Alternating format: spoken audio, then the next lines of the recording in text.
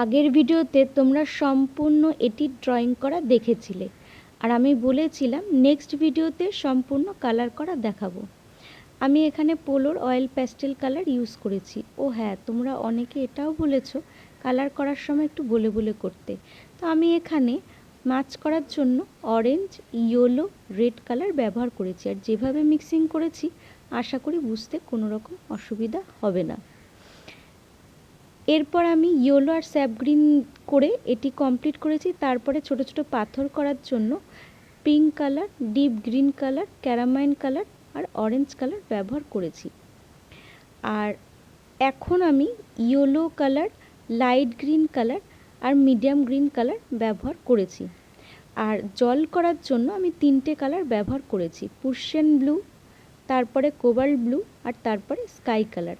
আর আমি এভাবে দাগ দিয়ে নিয়েছি যাতে তোমাদেরও এইভাবে দাগ দিয়ে করতে সুবিধা হয়।